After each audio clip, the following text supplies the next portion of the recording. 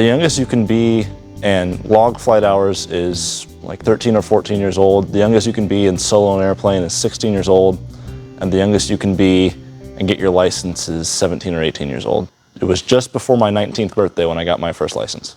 Yeah, it was certainly a shock to some people, but for a lot of people, they knew I'd wanted to do this my entire life, so it wasn't a shock, and they knew everything I'd been doing to work towards it, and it was the final penultimate result of all that, so they were more proud than shocked, I guess. But just before I turned 2 years old, my dad got a job in San Francisco, and we moved down there into a rental house for a year. But we were still so connected to our family back up north here with holidays and birthdays, and we have Husky season tickets. We didn't give those up, so we came back for every home game in the fall, and I just got really used to flying back and forth between San Francisco and Seattle all the time. Unlike many small children, I never really had a problem with it. I didn't scream, I didn't cry. I loved every minute of it and was super comfortable with it, and it's always something I've been comfortable with and always something I wanted to do later in life.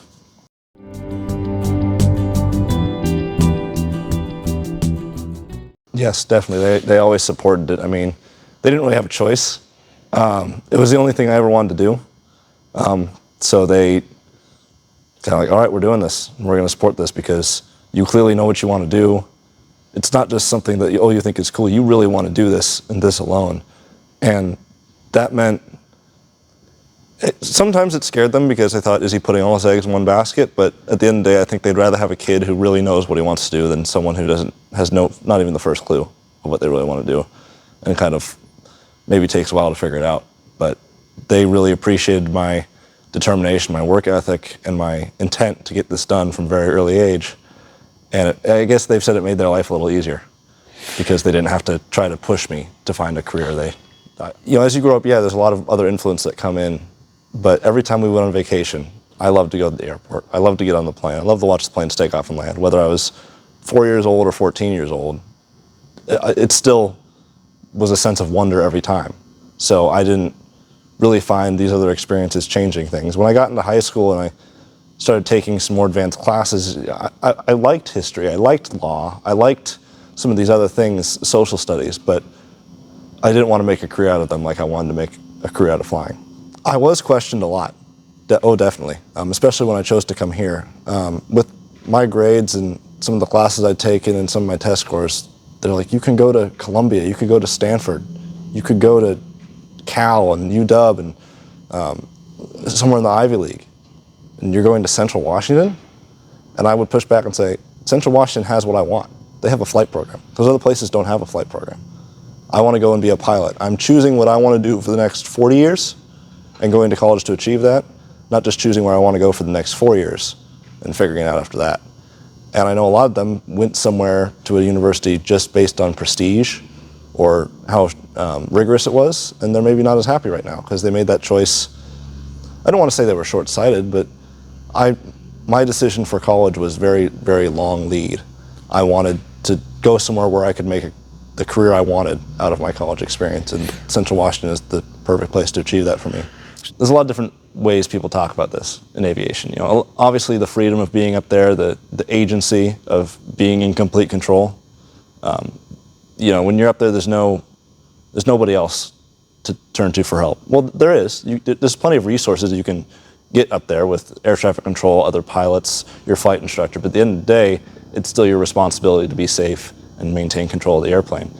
And so that sort of level of control and agency, a lot of us like. We don't like not being in control. There's a lot of Type A people who fly airplanes. The other thing a lot of us like too, especially me, is how standardized everything is. It's not really a place to be creative or artistic. You want to master your craft, and we all do our best to master our craft and have the best performance, but what makes a good performance is doing everything the same right way every time, using the checklist, following the limitations, following the procedures, using the proper terminology on the radio, making sure the airplane is safe every time, maintenance doing everything the same way every time to make sure the plane is exactly the way it says in the manual. And that sort of ability to say, this is what I've done, this is what it says I need to do, and I've done it that way, that means I've done it right, is really rewarding for a lot of people here. My most enjoyable experience in the air, I love it all on some level. I would have to say the first time First time I flew in the clouds for real. After you get your private pilot's license, you're not allowed to fly in the clouds. You can just go up on nice days like today and fly around and sightsee, go place A to B, but you're not really allowed to go in the clouds. Then your next license usually gets the instrument rating, which allows you to fly completely on the instruments in the cockpit without no outside visual reference.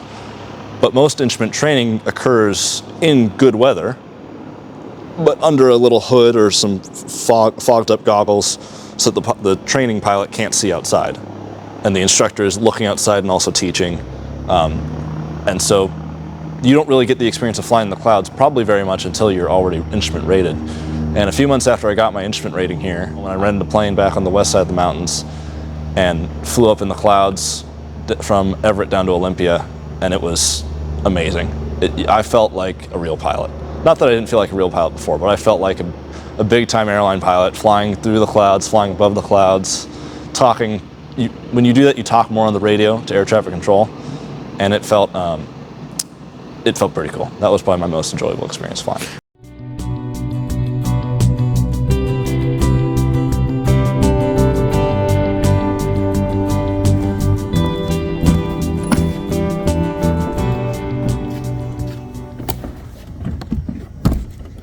Got our compass up here. Yep. The heading indicator down here, which is more of a gyroscopic compass. Attitude indicator that tells us our pitch, bank, roll, all that kind of stuff. Airspeed indicator. Turn coordinator. This keeps our turns coordinated so we're not slipping or skidding around the sky. Altitude. Vertical speed tells us how quickly we're climbing, descending. That's just our basic altitude. These are two navigational instruments which we can follow radio beams with. That's pretty complicated. I won't get into that. RPM meter, tachometer, and hour ticker shows us how many hours the engine's been running. More engine gauges like oil temp, oil pressure, fuel pressure, fuel level. Clock, obviously. These are navigation screens for basic GPS navigation. Radio. Circuit breakers on here. All of our circuit breakers are accessible in airplanes, so we can pop them or reset them as we need to. Heater. These are a bunch of electrical switches with fuel pumps and lights and the master switch. Throttle for power. How fast the engine's running. And this is mixture. Now mixture, as we climb in altitude, the air gets thinner. So we have to decrease the amount of fuel going into the engine so we're not dumping all this fuel into the engine when the air's thinner and the fuel-air mixture gets off. So we have to bring the mixture back so we're not putting as much fuel in the engine so we can match the same ratio with the air as the air gets thinner. Flap lever, which controls flight control surfaces. And of course, the one I forgot, the yoke. Pull back to pitch the nose up, push down to pitch the nose down, left to roll the airplane right, left to roll the airplane left, and right to roll the airplane right. We have rudder pedals down at the bottom. These help us steer the airplane on the ground and also keep our turns coordinated in the sky so we're not slipping and skidding. On the tops of the rudder pedals are the toe brakes. We push on those to slow down when on the ground. And that's pretty much everything that's in here that's of importance.